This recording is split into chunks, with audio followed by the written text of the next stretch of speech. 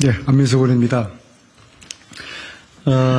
국정농단 역사의 페이지가 넘어간 줄 알았더니 7년 전 제가 방송에서 했던 발언을 빌미 삼아서 저를 검찰이 기소를 지난주 했습니다. 국정농단을 파헤쳤다는 것이 검찰에 기소된 사유였습니다. 참으로 기막힌 역사의 또 한 대목이 되고 있습니다. 검찰이 최순실 씨에 대한 명예훼손 혐의로 저를 기소한 것에 대해 오늘 입장을 밝히고자 합니다. 검찰이 저를 기소한 것은 총선을 앞둔 정치적 기획으로 정치 탄압이며 정치적 기소입니다.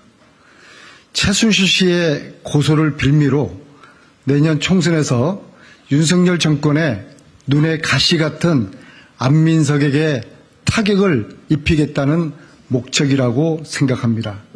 검찰의 이번 기소는 윤석열 정권이 역사와 국민을 배신하고 박근혜, 최순실 세력과 손잡은 사건으로 기록될 것입니다. 저의 7년 전 방송 인터뷰에 대해서 최순실 씨가 2019년에 옥중에서 민사, 형사 고소를 합니다. 그 후 4년 만에 정권이 바뀌어 기소한 것이니까 정치적 의도를 의심할 수밖에 없습니다. 더구나 최순실 씨가 같은 내용으로 제기한 민사소송에 2022년 5월 2심 판결문에서 민사재판부는 저의 방송 인터뷰에 대해서 성소 판결을 내리면서 세 가지 근거를 대었습니다. 첫 번째, 안민석의 이야기가 진실이라고 믿을 만한 상당한 이유가 있었다. 두 번째, 그 목적이 공익을 위한 것이었다. 세 번째, 따라서 위법성이 없다라고 판결해서 민사재판부는 최 씨의 청구를 기각하였습니다. 이후 윤석열 정권의 경찰이 지난해 8월 검찰에 기소 의견으로 송치하였고 결국 지난주 민사소송 정반대의 판단으로 검찰이 저를 기소하였습니다. 따라서 이번 기소의 본질은 총선을 앞둔 정치적 기소라고 규정합니다.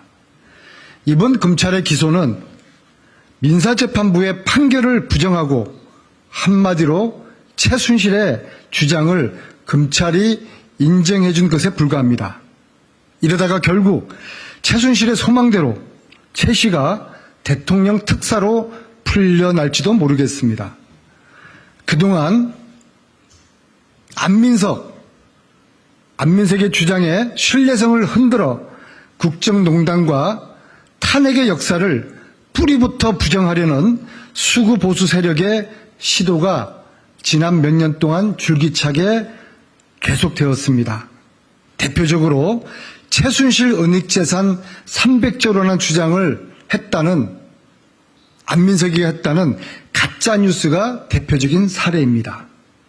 이번 검찰의 기소는 이 같은 총선을 앞두고 수구 보수의 시도에 영입한 역사퇴행적 사태로 기록될 것입니다. 최순실의 명예를 지켜주고 안민석을 찍어내겠다는 검찰의 억지 기소, 정치 탄압의 분노를 금할 수 없습니다. 그러나 굴하지 않고 윤석열 검찰 정권과 맞서겠습니다. 당원과 국민 여러분들의 관심과 성원을 부탁드리겠습니다. 이상입니다.